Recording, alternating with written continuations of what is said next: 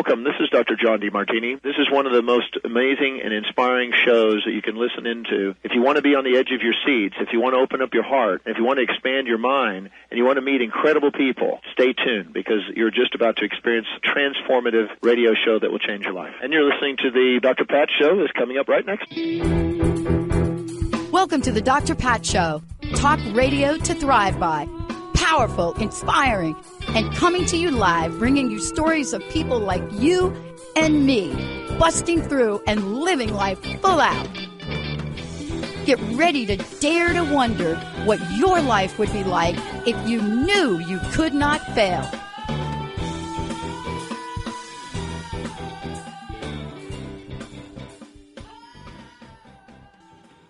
Hey, everybody, welcome. It's so great to have all of you tune us in and turn us on. We have a great show for you today.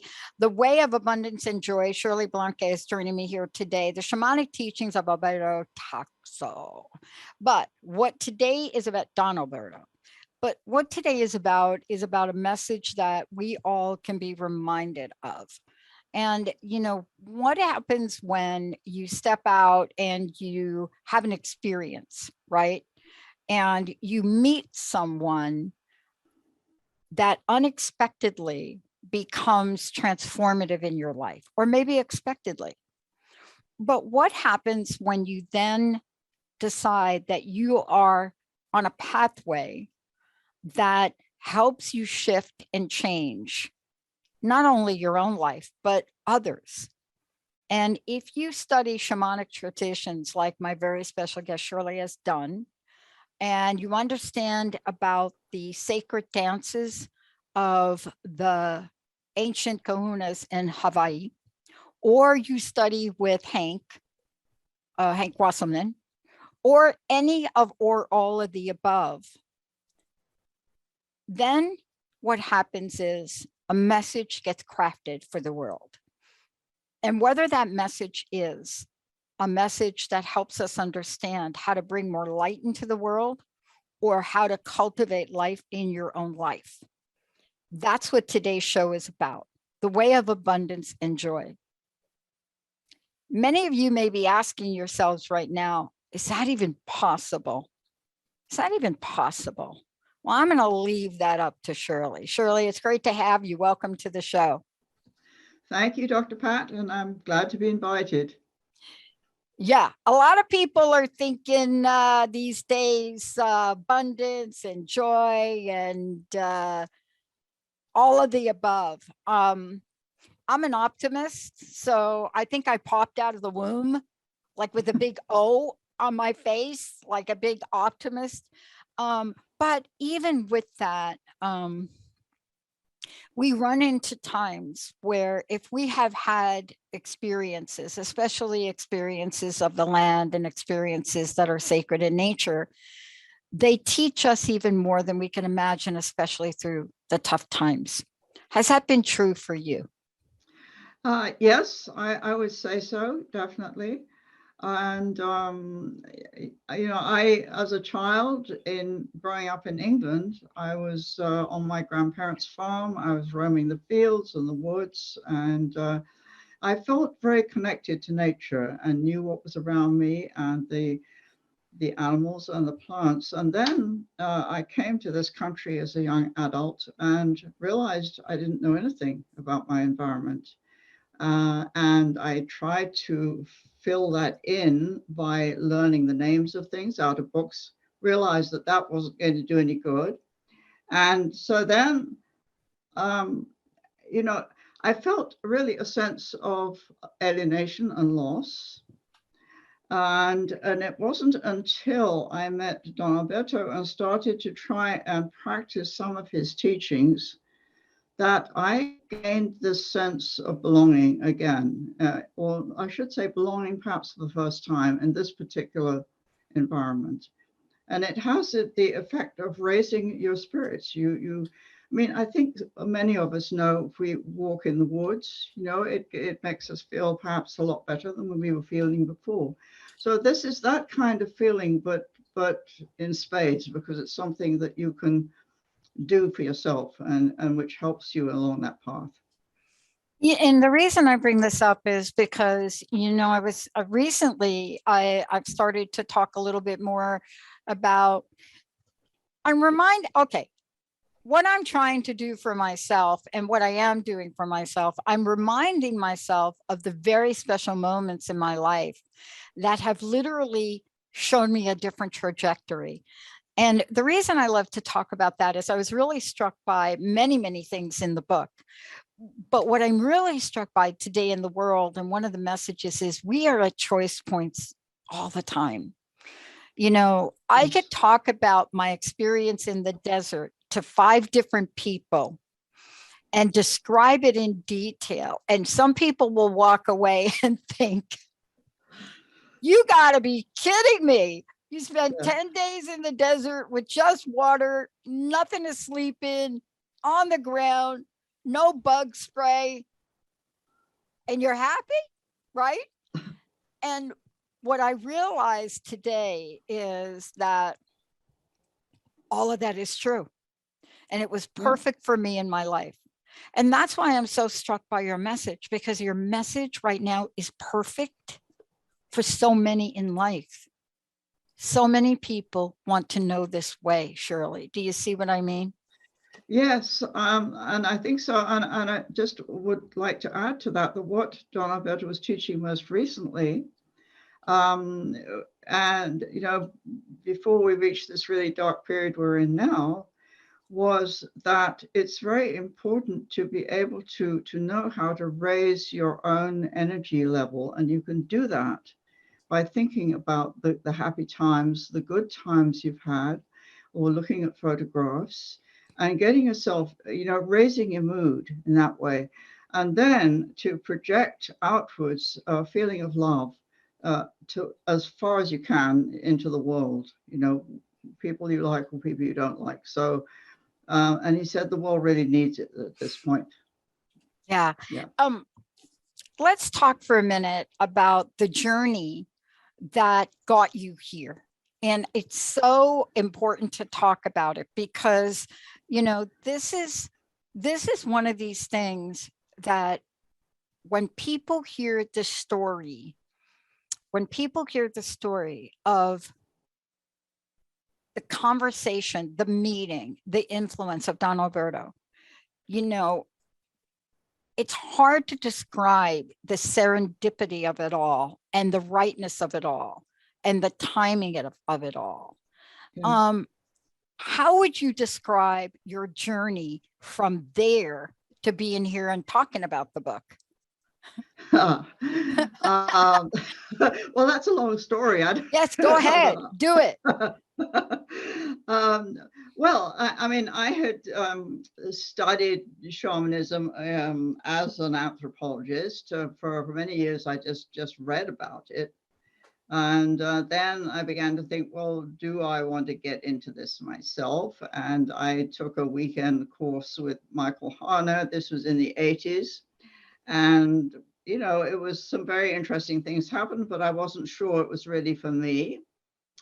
And so anyway, it just went along like that. And then I was in a sacred dance group, and we would give programs, in nursing homes, in prisons, even in a monastery. And we were part of something that was called the Sacred Dance Guild, which is actually an international organization now. So they have festivals every so often in different places. And we went to one in Hawaii. And that was where I took a class with a Hawaiian kahuna. And it was actually in male style hula, which is stronger. It's not the kind of willowy thing we think of with hula. So I found that having 4 hours of dancing a day, 4 days in a row, put me into an altered state. And at night, what was happening? So I was on a high during the day, and at night, I found something else was happening, that I was getting in touch with the grief I had from about a Native American friend having died some years before. I'd never really connected with properly. So I was on this roller coaster going up and down. And then spending a couple of weeks in Hawaii afterwards, I was hearing this sweet guitar music. And it was only when I went back later and didn't hear anything, I thought, well, this was inside my head. So anyway, I was telling this experience to a friend, and she said, oh, I know just the book for you. It's Hank Wasserman's Spirit Walker, right? So I read it, and I found that Hank had a number of what I felt were convergences with his life and mine. He was a paleoanthropologist who studied in Africa, the early man. He really very much liked the American Museum of Natural History. He grew up in New York, and I had worked there for several years. So anyway, I thought, well, maybe this is the man to be my teacher. And I wrote him a long email, and I thought either he'll answer it or he won't. And he answered it very carefully, paragraph by paragraph, and then suggested maybe I would like to take a course of his. So I ended up studying with him for 10 years. And at the end of that time, he said to me, or he asked me if I would try to write a book about the wisdom of a Native American sage. That time, I didn't see any way of doing it.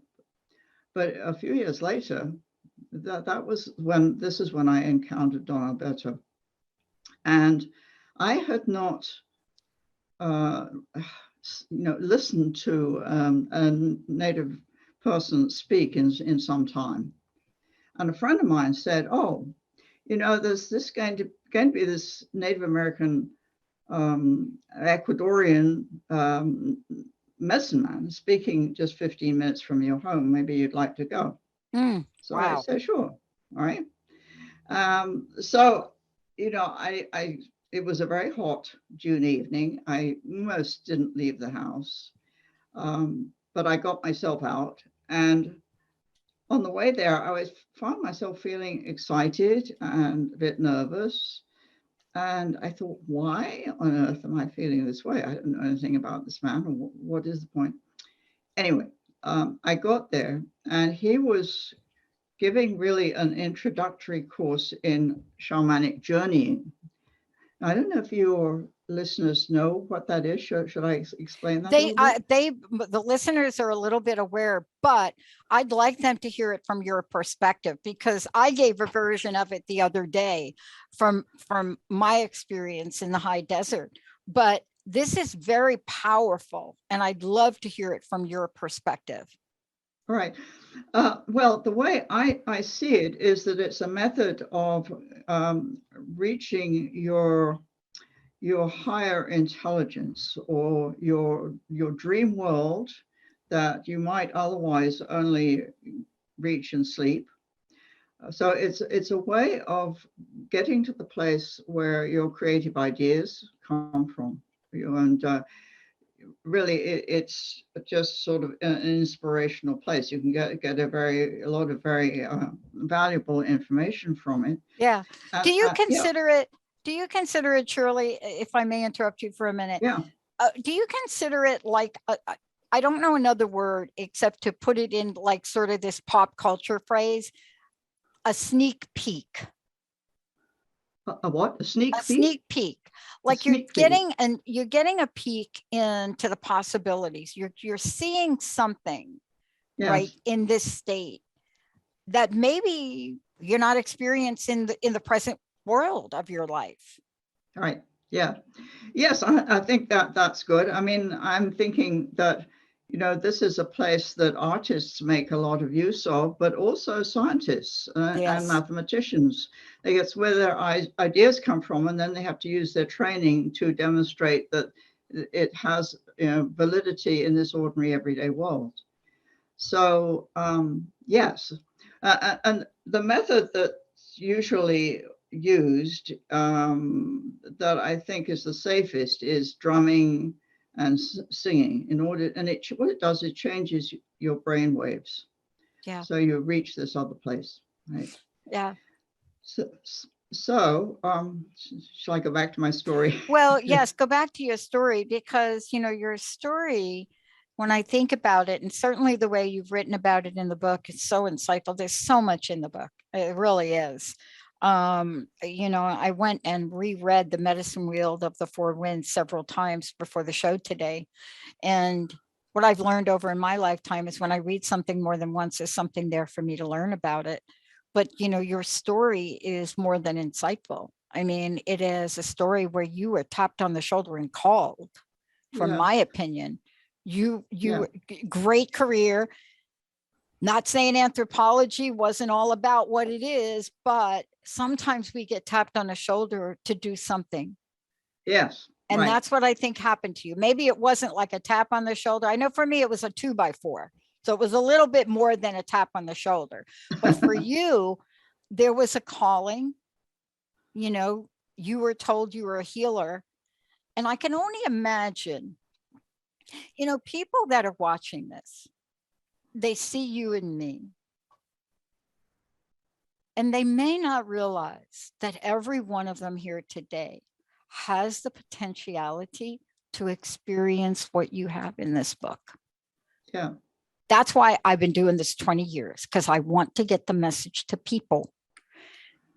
Look, whatever you're going through, there is a way. And so please finish your story, because my words are you were tapped on the shoulder. I don't know if you feel like tapped on the shoulder is it, but it was literally tag, you're it. Yes. Yes, I think so. And, I've been looking, actually, you're saying about rereading things. I don't know. Well, I think I'm going to mention this. I don't know if you know, but Don Alberto actually died of COVID 1 week before the book was published. Yep. But since then, I had this feeling that I should reread Michael Newton's books on Between Lives, that he was a hypnotherapist and who described the spirit world from what he learned from his patients. So in reading, I started to reread it, and I'm learning all kinds of things about who I think Don Alberto really was. I think he was a soul guide. And one of the characteristics or the characteristics of soul guides that Newton mentions is that they are supportive, they boost your confidence, but they also throw you challenges so that you do things that you don't think you're able to do. I mean, it draws on your abilities that perhaps you haven't used up to that point. So I feel that's really, really definitely what happened here. I mean, I never thought of writing a book about him, but this is what happened, right? And now, I think maybe at this point, our work together was finished, basically. Excuse me, I have to drink. Yeah. And, this is really part of this journey, and really speaking and hearing this from you. I mean, there's a powerful, powerful message in here. And the way I like to look at this, there's so many ways I can look at this. And I want to thank our friends at Inner Traditions and Manzanita. Thank you so much for putting this in front of us, because I love this, the way of abundance and joy, the way of abundance and joy. And when we hear those words, right, I want people to know that there is a way. And I think that is one of the messages in your book, and just in honoring Don Alberto. I mean, it's so sad when I think about, his passing, but yet everything was passed on to you, and you are here to represent now the energy to bring forward in this. I'd like to know what your vision was when you said yes to this, right? And you sat down and said, I'm going to do it. Has your vision changed? And basically the question is, how did writing the book change you, so to speak? Yes, I'm not sure if it was the writing of the book or really trying to practice what he taught me in relating to the natural world in a closer level. But well, should I tell the story about the dream that Yes. led me to? Okay, all Please. right. So Well, I went with my family to the east coast of Mexico, the Mayan Riviera. This was after a rather miserable New England winter. And so being in that warm environment, beautiful warm water, very relaxing, I had a very interesting dream. And I don't usually dream very much, or at least I don't recall my dreams. And when I do, I usually think it's about anxiety. But anyway, this was very different. And it happened a little bit before, it was time to wake up anyway. So what I saw was I was standing in the mouth of a cave, and I was looking out onto a sunny landscape. And in the distance, above the horizon, I saw a black form rising as a bird. And as it came close towards me, it got larger and larger until its wings really covered the whole sky and blocked out the light. Wow. And I saw it was an eagle. Wow. And then it landed just in front of me. And at that point, I saw it had the face of a Native American lady I knew. Then what happened was there was a ballpoint pen that sprouted little wings, and it fluttered backwards and forwards in front of us like this. And the eagle laughed, and she said, "Oh, now we know why you write so well. You have a magic pen." And I thought this was a joke. I didn't take it seriously. But at the same time, I noticed the coloring of the pen. It was pale blue with a black design on it.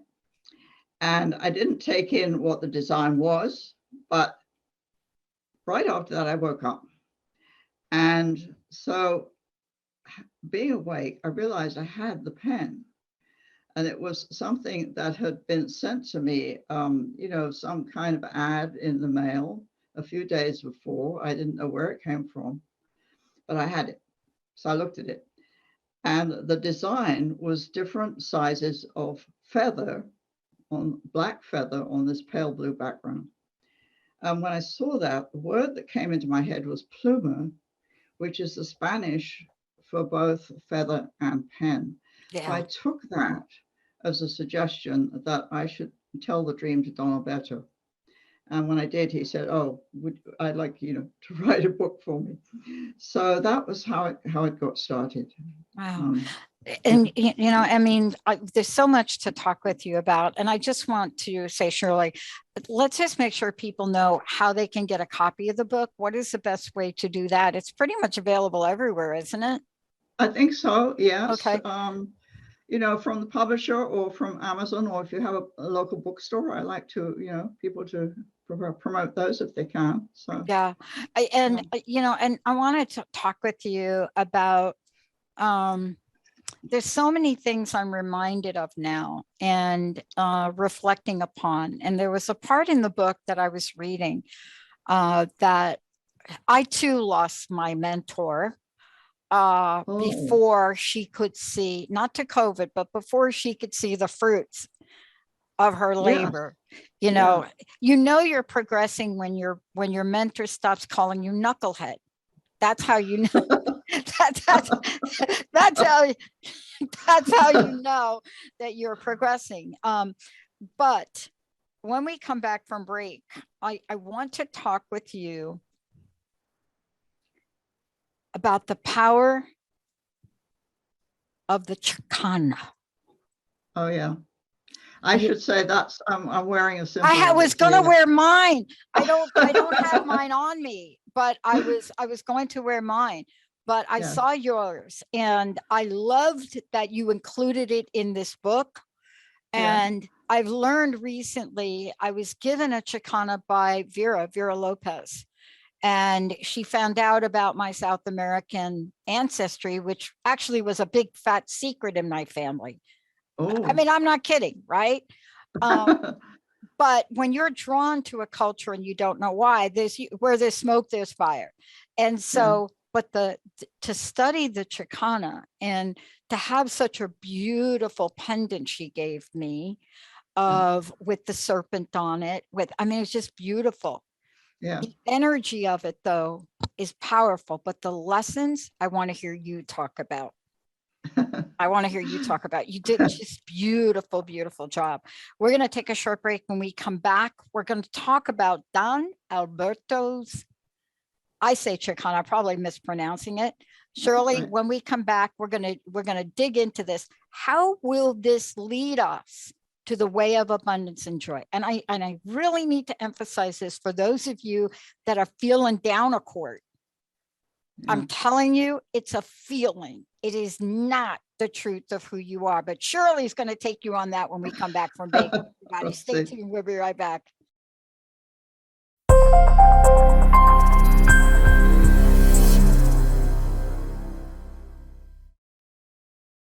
Welcome back, Shirley. How do we find out more about you? How do we get a copy of the book? And you know, as I was saying to you during the break, I know I zoomed in on the Chicana, but I really want to hear from you, your teaching and your words. So does the public. But the book, it's available pretty much anywhere, right? Yes. And how do we find out more about you? Well, that's a good question because I don't have a website. Oh, we're going to have to change that. Well, no, I'm just kidding. I mean, I don't feel I'm the important person here. I mean, I want to concentrate on Don Alberto. Yeah, I know. And we're trying to fix up his website too. So anyway, that's has its complications. But yes. So yeah, I don't think. Well, just get the book. You can look at the book, yes. Get the book. Yeah, that's what I'm saying. Again, I want to shout out to Inner Traditions, our friends there. And we have so many friends in the publishing world, a 20-year experience. And Manzanita and Linda, they get together with Gail, and there we go. Now we get to hear you talk about an amazing journey, an amazing man, and lessons for the traditional as well as the contemporary world we live in, right? Yeah, right. Yes. Well, in a sense, you know, what he teaches is very traditional, but it's also, he's had influences from the modern world. And one of the things about shamans is, since it's not a written tradition, there's always the opportunity to build on what the tradition was before. And in fact, it's necessary, because you have to bring it into the modern world. It has to be something people can themselves experience. So one of the things that impresses me about him, now, a lot of the time when you see Andean shamans, they are still practicing in a traditional way with the traditional forms and clothing. And Don Alberto actually put that on one side, right? He typically would wear a t-shirt, some bright color, orange or green, and you know, khaki slacks. And his whole idea about ritual was that ritual isn't something that's set aside, that you do specially, that actually your whole daily life, in their way of thinking, is a ritual. It's what they call a rurai. So you do it with intention. You do it with an intention to connect with the spirit of life and to increase the well-being of not only your own life, but of the life around you. So that really was the essence of his message. And I would like to just mention about how, when my friend and I visited him for the first time, and he took us on what he said was a pilgrimage. We started off in the car, and he had done just a little ceremony beforehand with a fire, singing prayers in Quechua, which is his language, to the Mother Earth, I'm sure, and a conch shell and so on. However, in the car, what he would do was, if it rained a little bit, he'd open the window, put his hand out and feel the rain. And I'm sure that he was giving thanks. He didn't actually say that out loud at that point. Then he would stop by the side of the road. We would get out. We would look at a flower and give thanks for that. Or we would smell a leaf, give thanks for that. We would visit places that seemed special in the environment and leave an offering. He might give us a breadcrumb or a bread crust to leave, or a sage leaf or something like that. So this was the message: was when you see something around you that you feel drawn to, you can give thanks to it for it. And if you want to leave something in the environment, you can do that. So that is the essence of his method there. And it's very simple. If you live in the town or the city and you don't have that much contact with the natural world, well, you can buy a plant, which I'm from the Bronx. So I know that it doesn't matter where you live.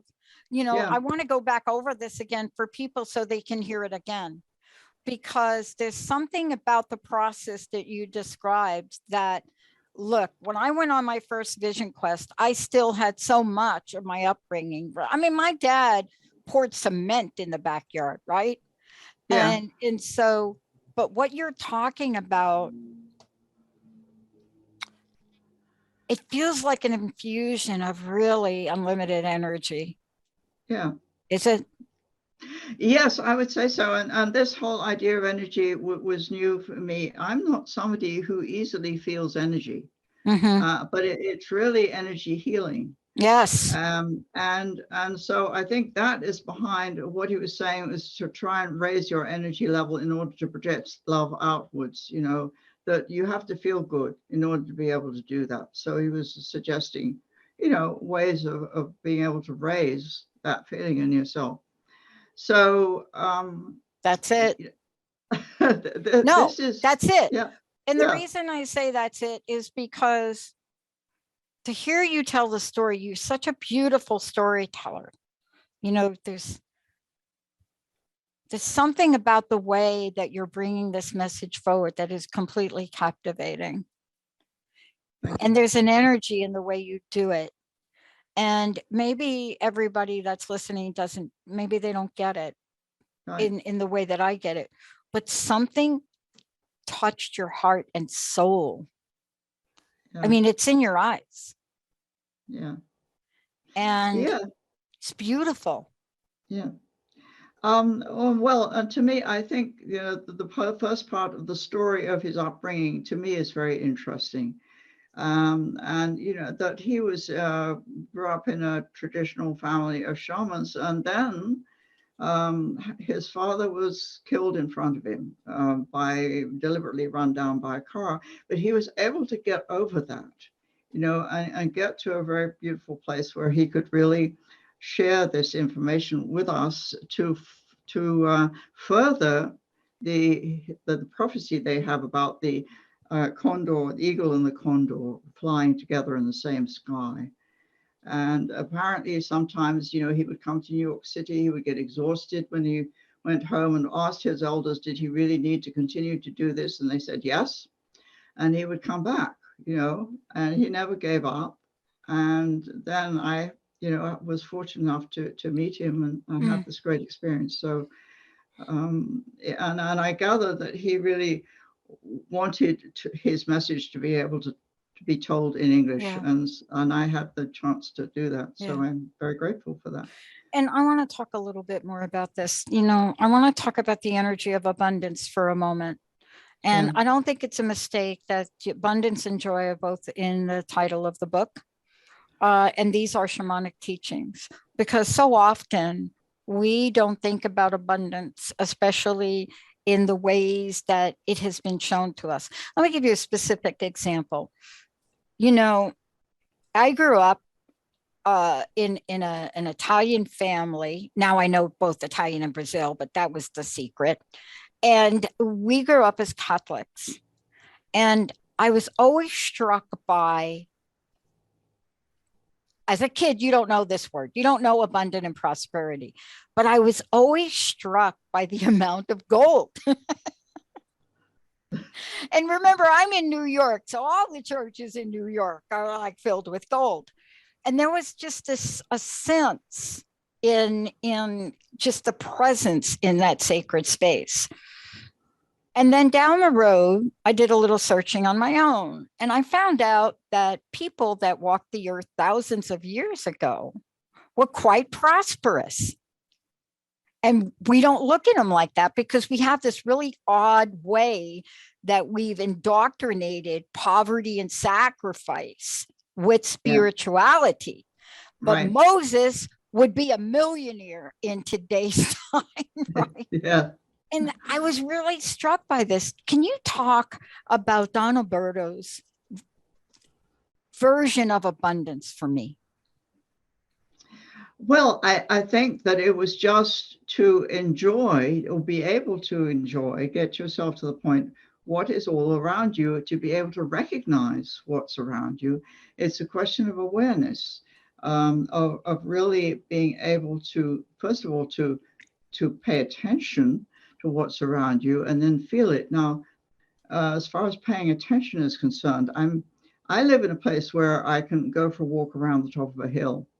And I'm struck by the fact that I very often meet, coming in the other direction, somebody wearing earphones as you are doing, and not, they're looking down at the road. They're not looking around them. That we have beautiful trees. It's a beautiful place. They're not looking. They're not listening. They're listening to something recorded. Mm-hmm. And that is a complete lack of awareness. They're out in the natural world and they're not seeing it, and they're not feeling it. They're not hearing it. They're not hearing the birds.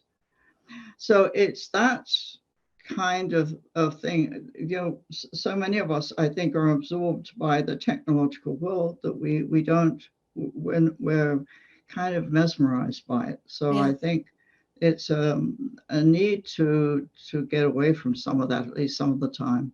So it's an absolute need. And, you know, as a matter of fact, one of the most happiest workshops I ever delivered, right, for myself was in nature. And, you know, the criteria was that everybody's got rules, Shirley, right? But the rules were I had to deliver this half-day prosperity abundance workshop. And I decided to do it in nature. And I got the best reviews I had ever gotten.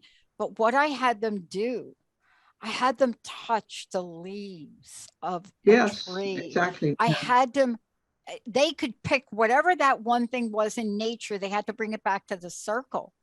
Yes. And they had to take 30 minutes to describe in detail the entire feeling of it, the essence of it. When you pinch the leaf, what did it look like? You get transformed by nature if you would just take the time. That's right. Yes. And you know, part of his healing technique was to, well, when you're there in Ecuador, the healer picks the plant that they feel drawn to in order to use it, you know, to go over the body with it. Yep. In this country, that's not really so easy. But in his workshops, he would have people bring a flower or a plant with him that he could use. And so the idea was that you have to feel connected to something, and you bring it, and then he can, you know, use it to help you. So, so I think, you know, I mean, I have not had a whole lot of opportunity to use his techniques, but I am a hands-on healer in my church. And I've come to the conclusion that as long as the person, or what's important is that for the person who's the healee to trust the method, right? It doesn't really matter so much what the method is. The healer can focus, you know, and I say that too, because Don Alberto came and stayed with me one time around Christmas time. And I arranged for him to come with me to the church service where I was on the healing team, because I wanted to see him to see what we did. And so when we got there, I hadn't asked, I wasn't sure who was going to be with me working there. And it turned out she was the leader of the team. So she actually said to me, well, would Don Alberto would like to join us? And I was very happy to hear that, because I wanted to ask him. And yes, I mean, he was delighted to be asked. He just folded himself in to what we were doing, which was the hands-on healing. He didn't understand anything we said, but it didn't matter. His whole presence was very important, as people told us afterwards. So it's that ability to be able to, I think, cross boundaries as well. That's another important aspect of well, and that brings me back to the chicana, if I could, because yes. And let me just talk about this real quick and just tell people why I'm so drawn to it. You know, your book, right? I just want to hold it up. The Way of Abundance and Joy, everybody. You see it? This is so beautifully done and laid out. I mean, not just the teachings behind the eagle and the condor, but when you move from learning or hearing about plant healing and you take a look at conflict, what I found interesting is not just the medicine wheel and the four winds, but then in the same book, a beautiful, very practical, that everybody could understand this, Shirley, right? The chicana and the staff of gold. And I want to just talk about this. I'm just going to read this from your book. The chicana is a tool that our ancestors used to codify the wisdom and scientific knowledge that were developed in their times.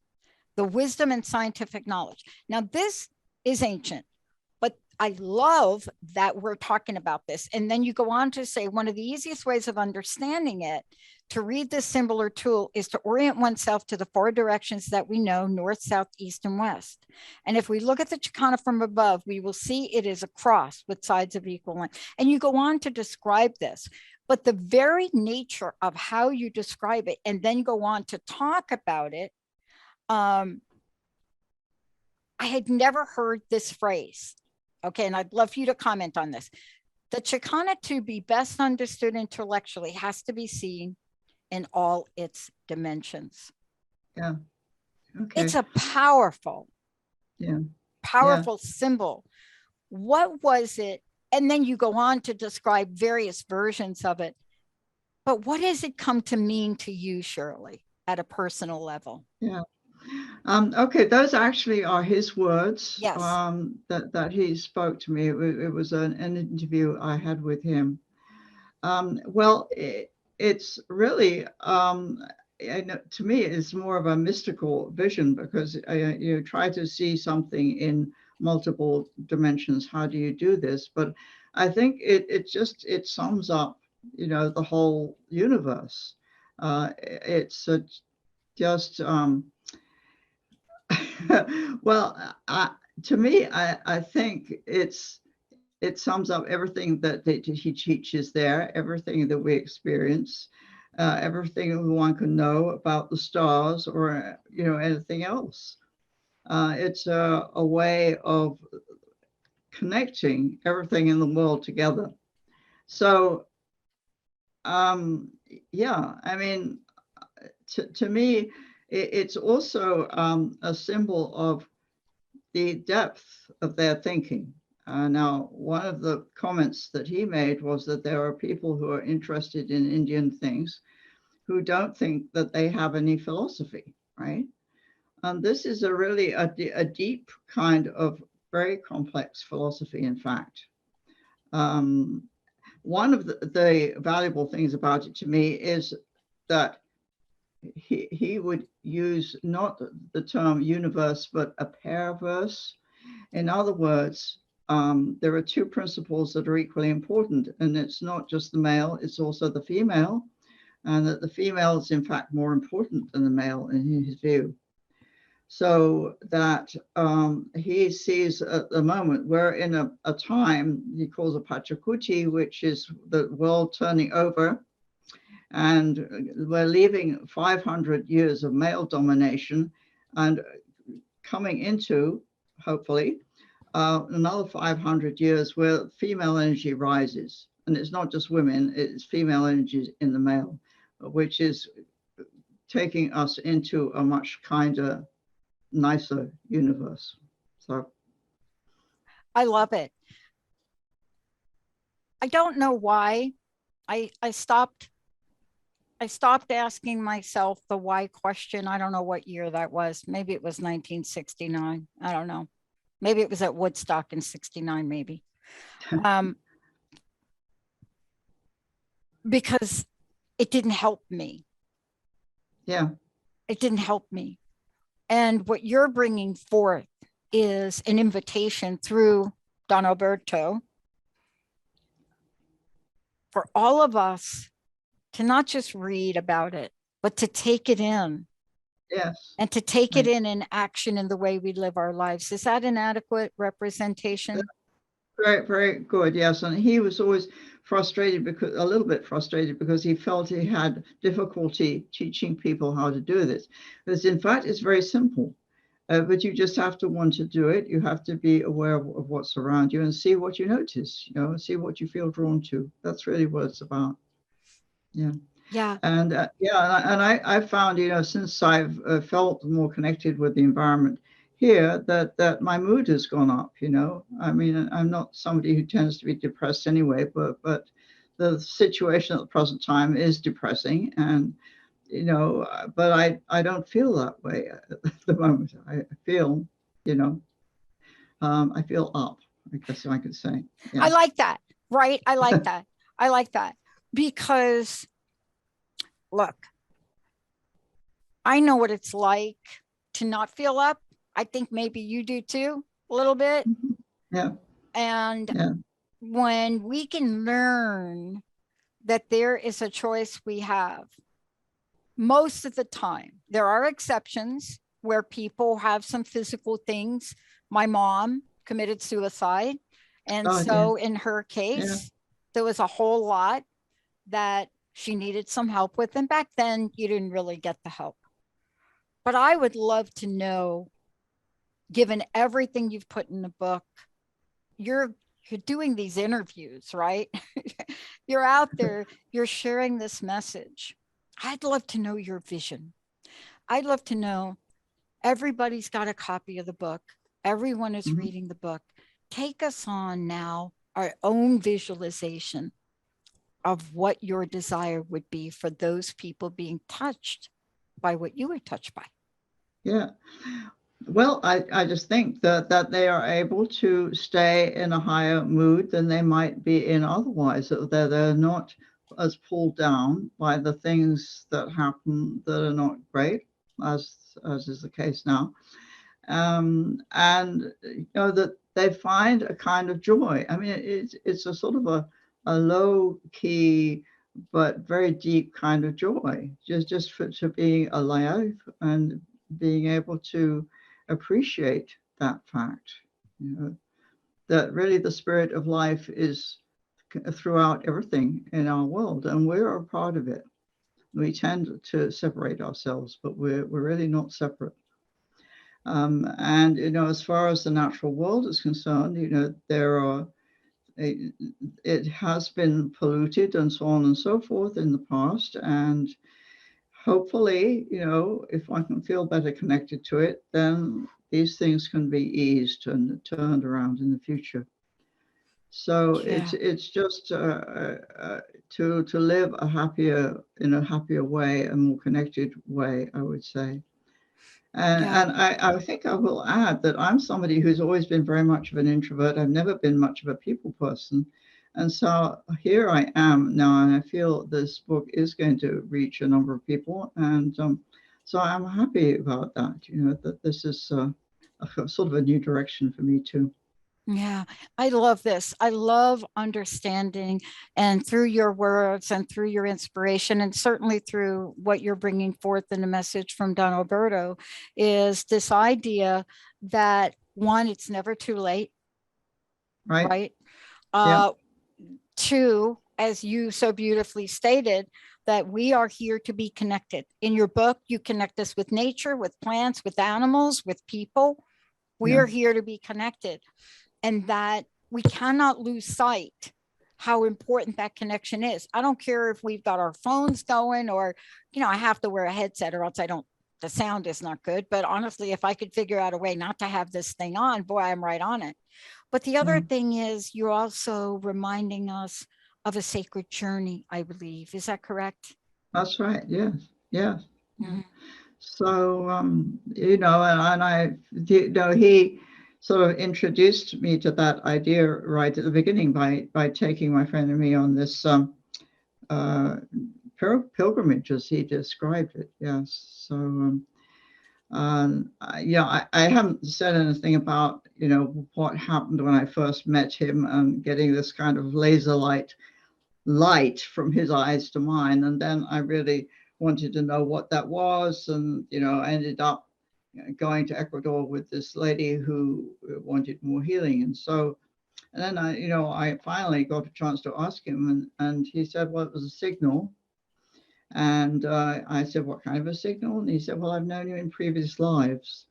And that really knocked me backwards because, previous lives are not part of my cultural background in any way, whatever. So that just intrigued me. And I felt there was a whole new world of things for me to learn and know about there. Yeah. So, yeah. I mean, I can't thank you enough. I mean, there's so much we can continue to talk about. I shared the other day that I believe my life was saved by another winged creature in the high desert. Wasn't an eagle, it was a turkey vulture, but okay.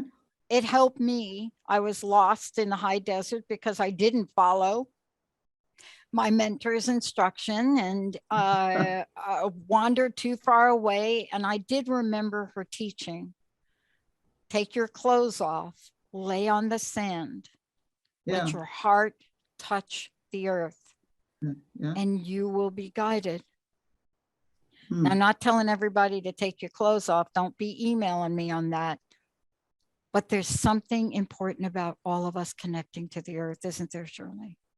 Yes, and Dr. Don Alberto would say to me, you should take your shoes off and sit with your feet on the ground. And I haven't really done that as much as I could or should. And another thing, about him was he would come back exhausted from being in New York City, and he would dig a trench in the ground and lie in it and cover himself up with the earth and stay there for the night. And it would be restorative for him, right? So there's, that kind of connection with the earth, I can't say I have, but it's really kind of inspirational to me that this is something one can try. I love it. I can't thank you enough. I want to know, I think I've got 30 seconds left. Personal message. What do you want to leave us with, please? Well, I think just enjoy the book and also don't beat up on yourself, if you feel you've failed in any way. Just relax and try to, learn from what he teaches. And when you remember to do something, as he would say, when you remember to do it, but don't worry about it. Gosh, I love it. Shirley, thank you so much. There's so much more here. I want to just remind everyone, this book is available everywhere. Please, The Way of Abundance and Joy. And thank you for honoring this man. Thank you so much for honoring him. I think we stand on the shoulders of those that have come before. Right. Now I get to stand on your shoulders. Oh, thank you. Right, thank you, everybody. We're going to take a short break, please. It's a great book. So much here I didn't even get to. Stay tuned. We've got more coming up here on the show.